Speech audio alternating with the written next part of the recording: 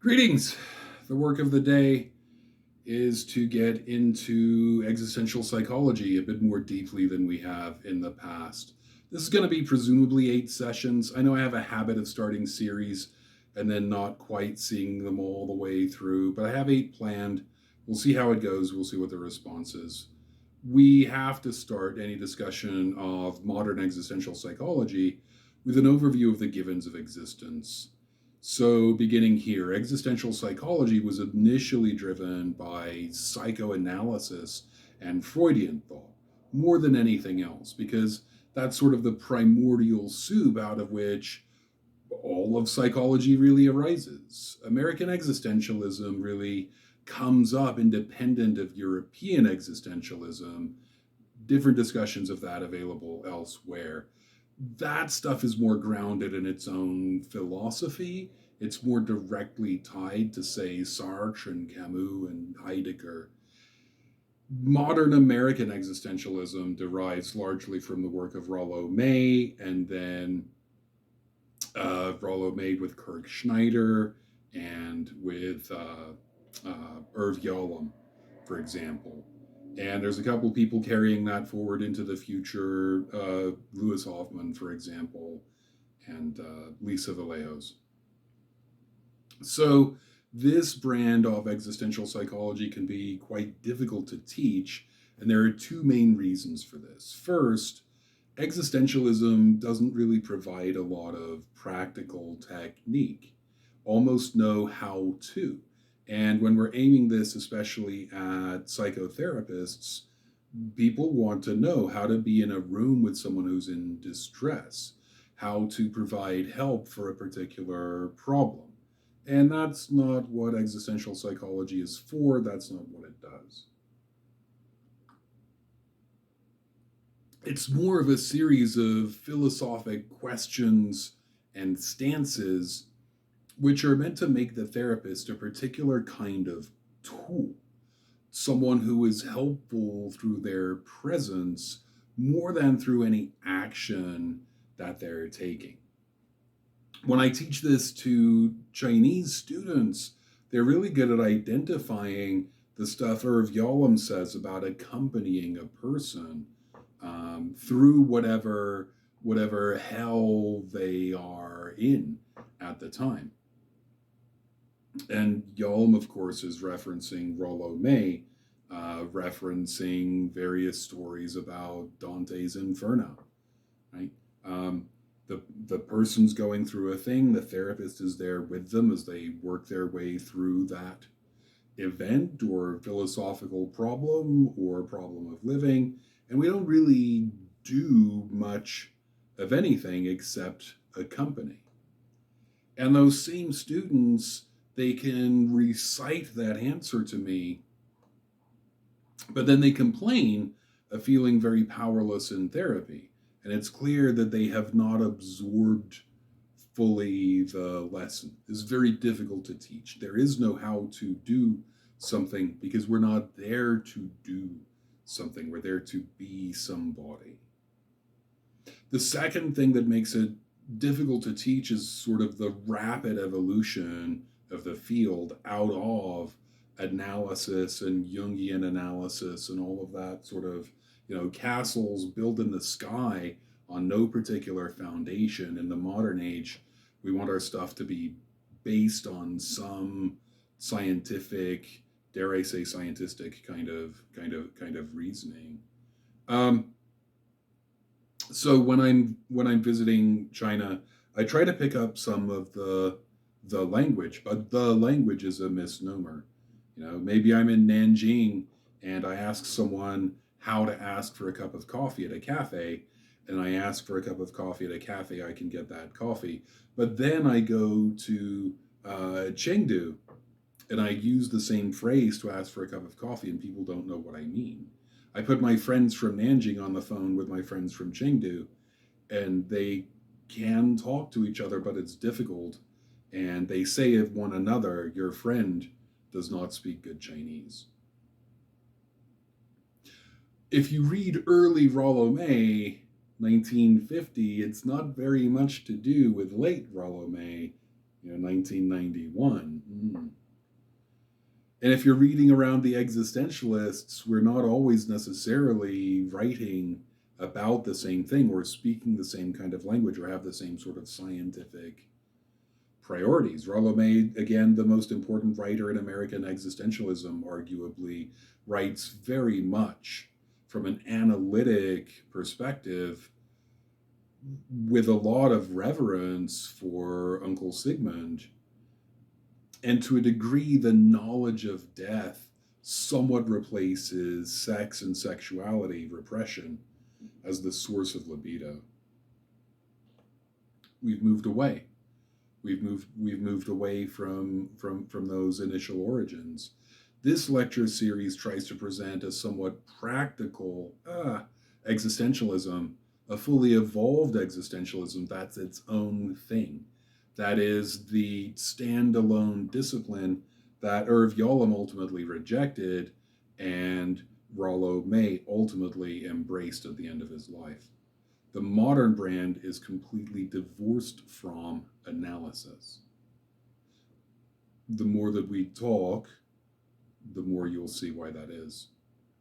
Psychology and especially therapy have those origins in psychoanalysis. It's a European birth driven by white, educated, middle class, middle aged men. It came to America at a time when the nation was more than 90% white. And it grew up with a particular kind of racial tension. Psychology, as well as other sciences, was used to justify slavery, forced sterilization, kinds of criminal law that discriminated, all sorts of other social injustice. By the 1960s, psychology was changing. Activism works, and psychology was responding to activism, taking a good look at itself, making different kinds of decisions. And it was time to do that. Account for some biases, try to do a psychology that didn't put straight white men at the center of normalcy and call any deviation from that abnormal. Straight, white, cishet, male, females were seen as deviant. Gay men were seen as deviant. People of different religions, non-Christian, different skin colors or cultures, were seen as deviation from a central norm because all of psychology had been normed on this one prototype. But what we're after in psychology, at least in the modern age, is not just more inclusion, but a universality, a psychology that is applicable to everyone, everywhere, all of the time, the universals.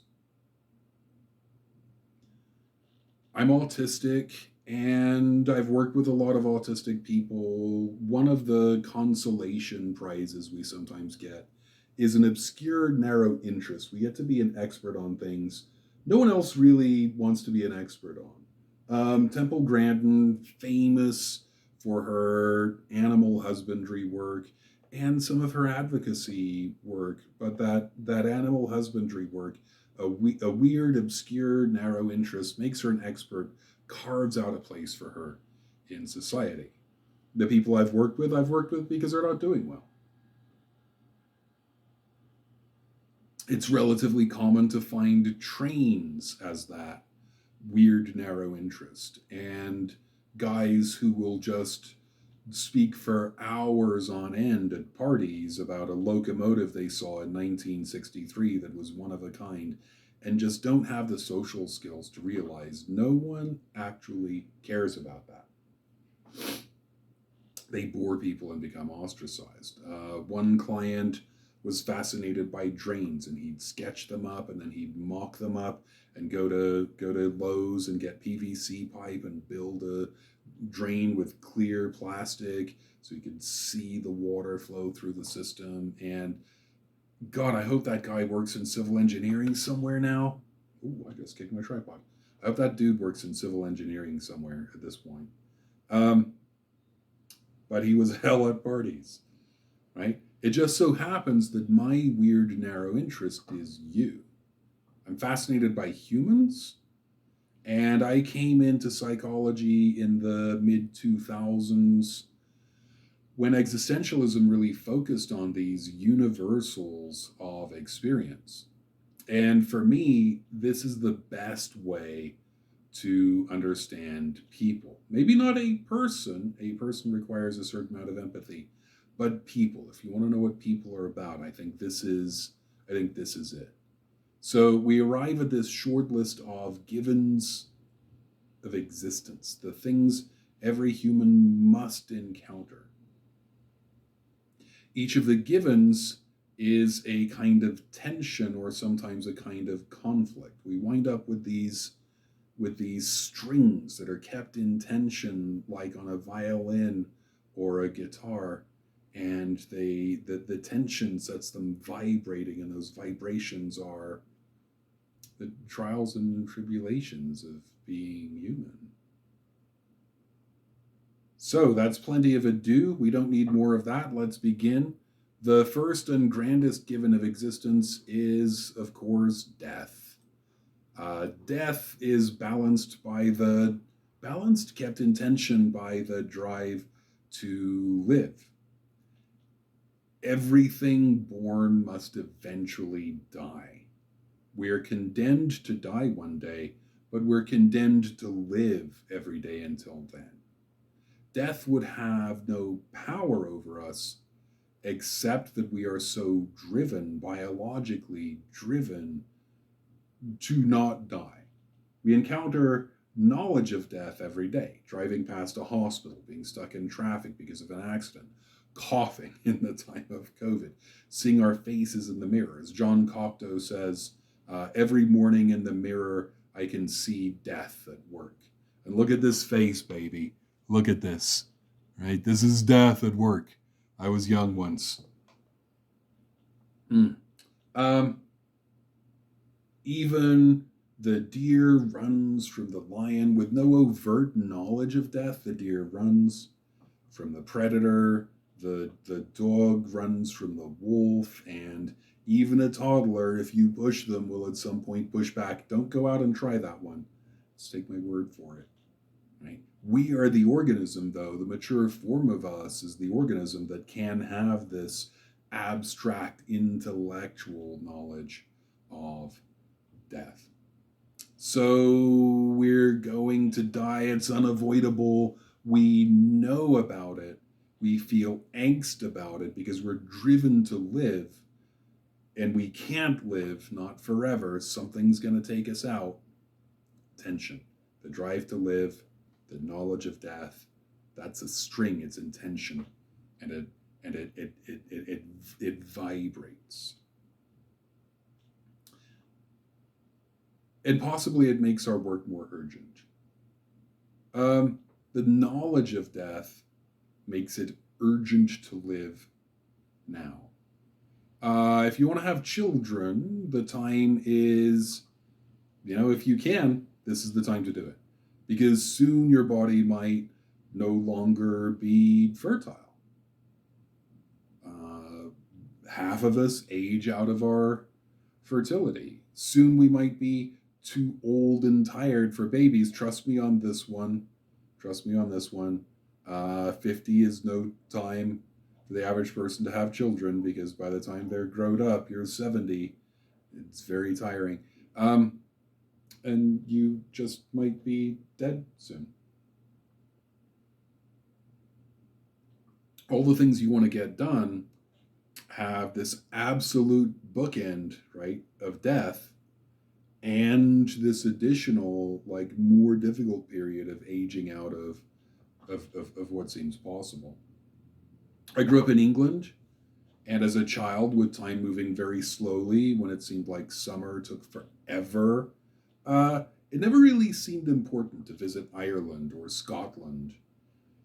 When I was a teenager, I might easily have jumped on a train, gotten on the ferry and zipped across to Europe and seen 9 countries in a week or something. But I had no particular motivation to do so, no sense of urgency.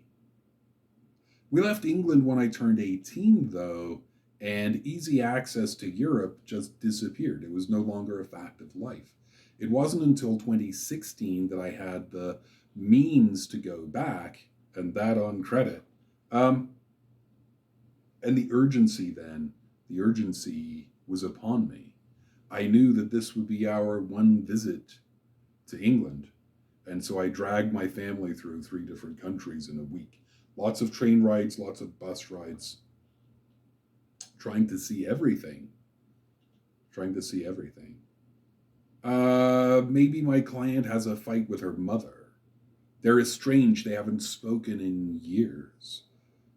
I'm thinking of a client who was about 60 and her mother was in her 80s and health failing.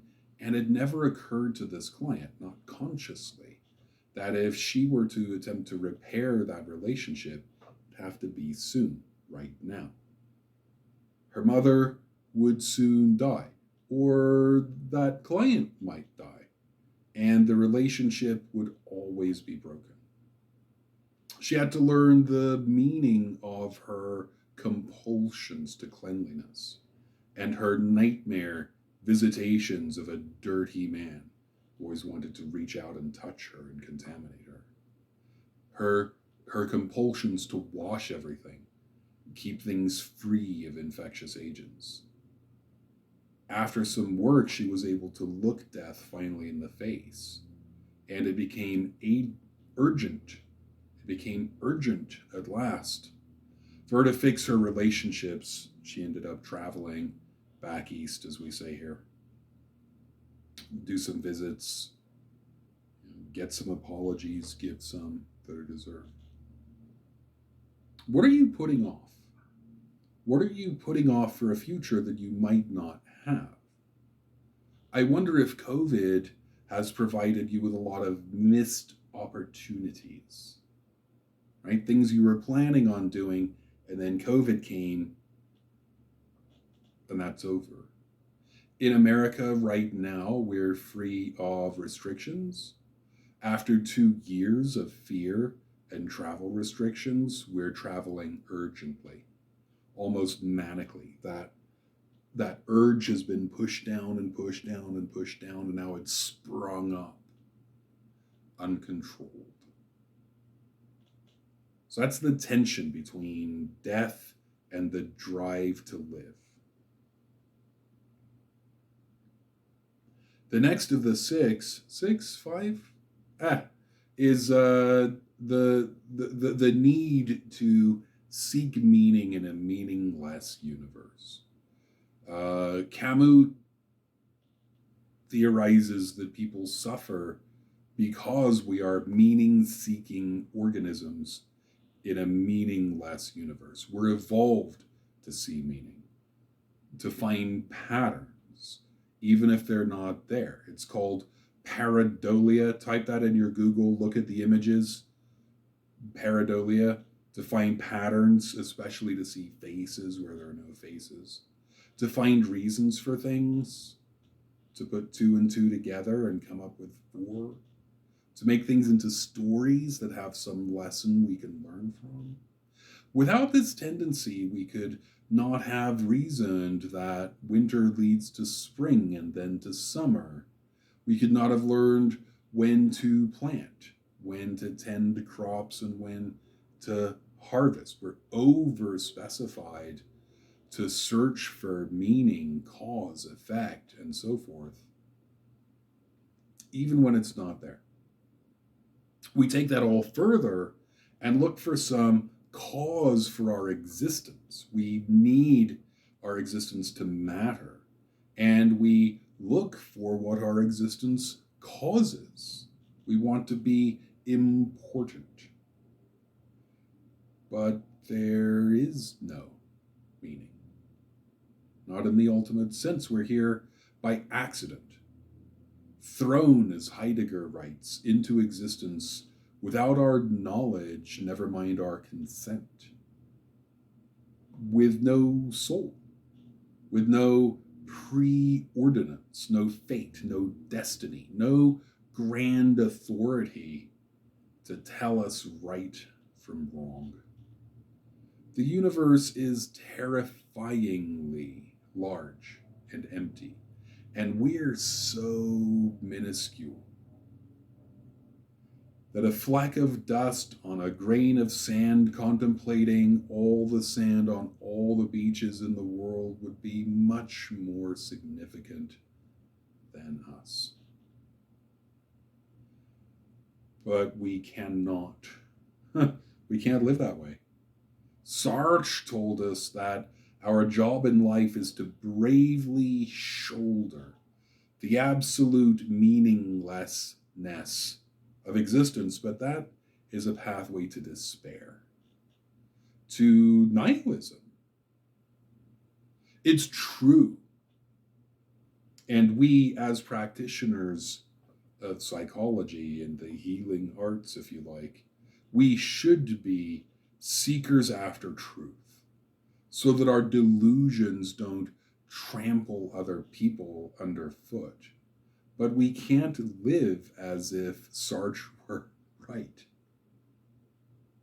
Existential psychology tries to help people with this tension between their clarity of thought and their need for a functional delusion, a meaning in a meaningless universe.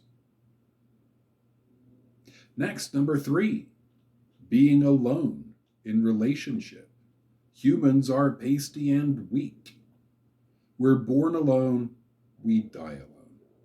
On our first day, surrounded by people, lovingly held and nurtured, we're utterly incapable of human comprehension. We're trapped in our own primitive, primary process. Languageless, reasonless. And on our last day, as we slip out of life, nobody can follow us like Death Cab for Cutie into the dark. We go alone.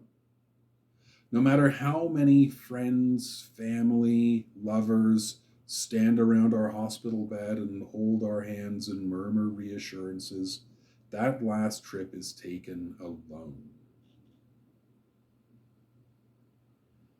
Humans are essentially heavily armed chimpanzees.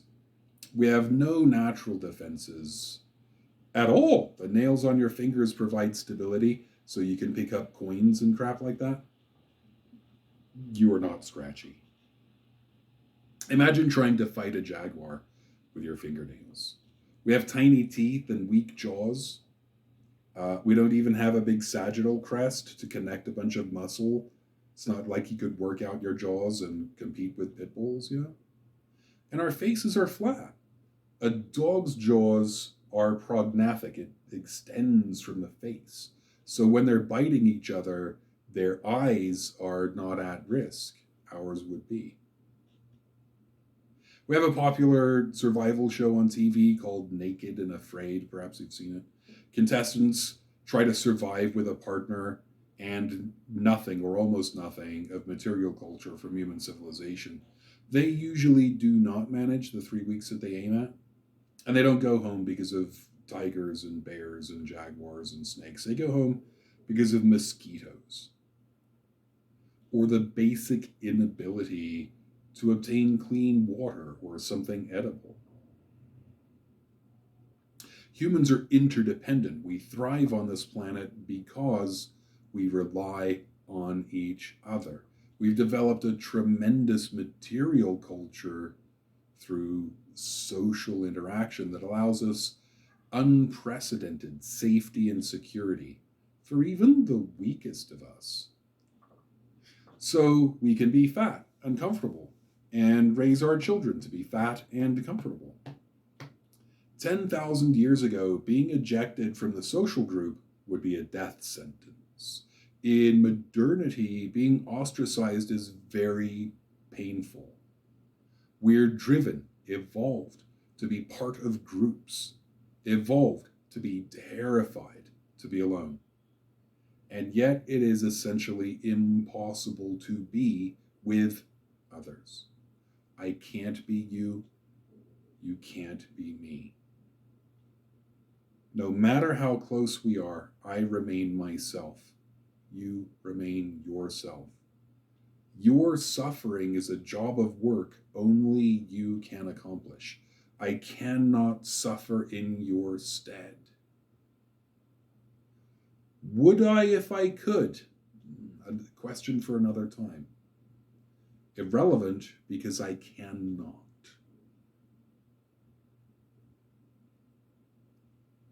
Item 4. Freedom is responsibility. I pay taxes. If I don't pay taxes, I could go to prison. Long before I was in prison, the government would just take their money from me. They would garnish my pay. I am not free to pay taxes.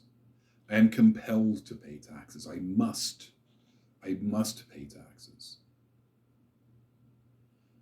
In America, some people only vote for Christians who are their sect of Christianity to be in government positions. They're concerned about their religious freedoms while making sure only their religious perspectives are represented in the law.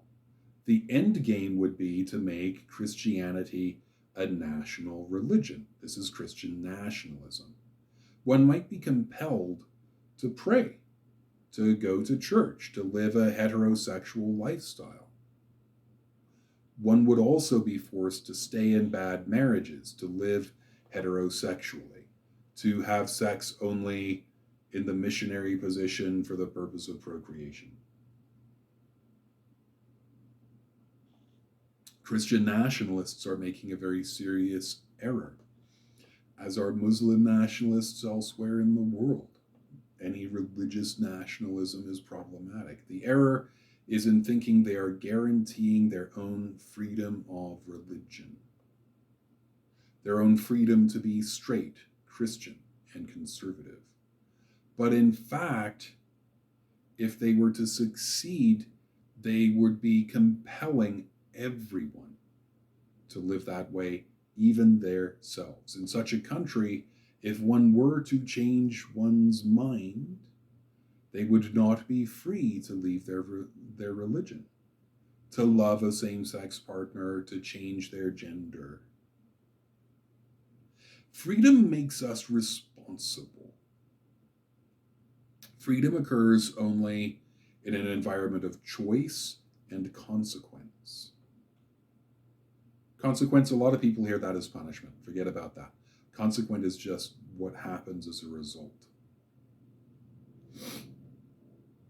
If I speed, I get a speeding ticket. I have to pay for my crime. My insurance cost goes up. If I'm unkind to my wife, my relationship suffers. If I don't buy coffee, I end up drinking tea. That should all be fairly obvious. It's equally true, though, that responsibility makes us free. My son is on my insurance. He's quite a young man. If he speeds, I am legally responsible for his ticket and for his insurance premiums. So I end up managing a lot of his behavior. He's still legally a child for a few months anyway. He's fundamentally unfree in ways that I am fundamentally free. I'm responsible for his behavior, and I am responsible for my behavior. I've been working for literally years to prepare him for the burden of his own freedom. So that's the big 4. Any accounting of the givens of existence is almost certainly going to run you through those 4 ultimate concerns, they're sometimes called. The things that everyone must experience. And over the years, existentialists throw more stuff at the wall and try to see what sticks. Lewis Hoffman proposes that emotions might be the fifth given of existence. And I'm including it here because I think it makes sense. It makes sense to talk about. But the way I'm construing these givens is always a tension, right? And freedom is in tension with responsibility. You want all of the freedom and none of the responsibility. You want to walk around with your face uncovered and have no responsibility for all the people you infect with COVID, right? All the freedom, none of the, but it's the responsibility that makes us free. That's tension. That's tension. You can play that like a guitar string, right? The need to be with people, but the inability ultimately to meaningfully be with people, to suffer on their behalf, to be born with them or to die with them. Tension, tension. When it comes to emotions, Lewis proposes that if you live, you will have emotions. And I'm going to interject the tension that people want a life that has positive, good, desirable emotions. We want to be happy. We want to laugh. We want to tell stories. We want to be in love. And we don't want to be angry or sad or to grieve or to be in pain. That sets up a tension because these things require each other. Mammals process the world through reactions. Stimulus causes response. And at our basis level, we have body states: hunger, pain, thirst, fatigue. Those body states can grow up to be a felt sense, as Eugene Gendlin would suggest. And these can drive behavior. Anger might cause aggression. Fear might cause a defensive posture or also aggression. Joy might make us more open. Sadness might make us seek comfort. All as surely as hunger causes eating. Now, humans have gigantic frontal lobes. Compared to other kinds of organism in the world, our frontal lobes are just huge. Part of the job of the frontal lobes is to interpret those body states in the light of the immediate environment and in the light of past experiences in that environment and the culture in which we live, internal conditions, the way that we are allowed to express and experience our emotions. It's complicated. Most emotional experiences are painful, they're aversive. It just doesn't help humans to be happy all the time. Happiness doesn't drive any useful, productive behavior. When you feel full, you don't think about gathering food to set aside for the future. When you feel confident, you stop looking for danger and become more vulnerable. People are just over-specified to be anxious, depressed, fearful, and angry. Those emotions drive productive, from a survival perspective, productive behavior. At the same time, we're driven to seek happiness, especially hedonic happiness, the happiness that derives from pleasure.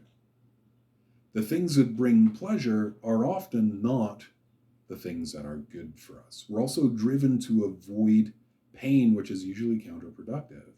I've let myself get quite fat and out of shape, avoiding the pain of exercise with asthma and dirty air, the pain of the exercise itself, the discomfort of being in places where there are other people sweating. It's easier to experience the pleasure of avoidance, which we would call negative reinforcement. That can get to be a habit. We can avoid all of the work that we need to do in relationships because it's easier just to look away from the problems. We can avoid all of the work we need to do on ourselves for the same reason. That all requires detaching in some way from our anxiety and our grief. People can become robotic, hyper-rational, unemotional. The work of therapy often is, to reconnect the person to their emotional experiences. That work is very difficult because, again, most emotions hurt. But the hard emotions are the bases for the pleasurable ones. I could fit a person with body sensors, biosensors. I could detect their heart rate, their blood pressure, their skin conductivity, uh, pupil dilation, all kinds of stuff. And then I can expose people to different media, in different rooms where I can't see what they're seeing. I could have one person watch a traffic safety video. I could watch someone else watch drama, have someone else watch a comedy. And from the body data alone, it's more or less impossible to tell who's getting what stimulus. I know who's aroused and who's bored, and really nothing other than that. The trip here is even the person might not really know their emotions very clearly. Let's imagine two people come to consciousness in a moment. One's at a wedding, another's at a funeral. Their body states are probably quite identical. They're slightly aroused. Their heart's going a little faster than usual. Their eyes are big. They're taking in all the stimuli. Their skin conductivity is high, as though they were anxious. And most of their subjective experience is also probably the same. They might feel an urge to cry. Their hands might be shaking. There's maybe a lump in their throat they're swallowing past. And it's only the knowledge that this is a wedding. It's only the knowledge that this is a funeral that makes the one experience joy and the other experience grief. It's just a little tiny bit, right there at the frontal lobe that knows the difference. What does this mean? It means the person who avoids difficult emotions never fully develops the ability to have the pleasurable ones. By avoiding grief and disappointment, we give up not only the opportunity, but the capacity for love. The neural networks for grief are the neural networks for joy. And the failure to appropriately develop those networks cuts off the possibility of joy. To grieve, you must have joy. To have joy, you must go through grief. Therapy can be very much about grounding a person back into their emotions so they can have a full range of human experience. The one afraid to have their emotions is, in a sense, already dead. And our job is to revivify them, to blow life back in. That is often very painful. As the wonderful doctor in Ordinary People says, emotions don't always tickle. To get to the good stuff, you have to go through the bad stuff, the painful stuff, the work. It helps if there's some meaning available in the whole exercise. Earlier, I said 6, 5, as though I don't know how many givens of existence we're talking about. And it's this last one that throws ambiguity at the whole thing. My friend Albert Chan out of Hong Kong suggests that death as a given should be balanced with life as a given.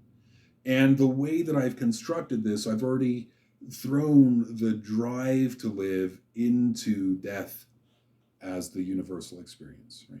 The drive to live is what makes death important, and death is what makes the drive to live urgent. They're one thing. But he doesn't just mean the drive to live. He means all the shit we have to do to stay alive. He's from Hong Kong, and Hong Kong is a very frenetic place. It's disproportionately young, or at least it was in about 2008 through 12 when I did most of my visiting. It was a place people would go to seek their fortunes, the gateway to the West, how China gets money from the world into the country. People would work hard all day, they'd make a bunch of money, and then go to school at night to get doctorates in psychology so they could have a doctorate when they're doing business contracts, just letters after their name. And, not do anything with the degree, just have it. Um, Party all night. Uh, I'm getting up early in the morning and going to McDonald's. It's the only thing open. Get coffee. I'm walking past people who seem disheveled, and I'm like, "You're going to work in a strange condition." They're not going to work. They're going home from the party they were at and taking a shower, going back to work. Very, very frenetic, busy, charged up all the time. Aladdin, in the Disney feature of that name, says, "Gotta eat to live, gotta steal to eat." That's the hustle. If we want to stay alive, we must hustle. Like sharks, if we stop swimming, we drown. Work, steal, study, something. And is that a universal experience? Is that a universal? And that's why I'm on the fence. I just felt like talking about it. I think it's fun to discuss. But is that a universal human experience? I couldn't say. Every place isn't quite so frenetic as Hong Kong. And yet I think a lot of people will find some truth or some meaning in that explanation. So that's pretty good. We're about 42 minutes. That's the end of this thing. And I have no idea what the next thing is about. Stay tuned. Okay, bye.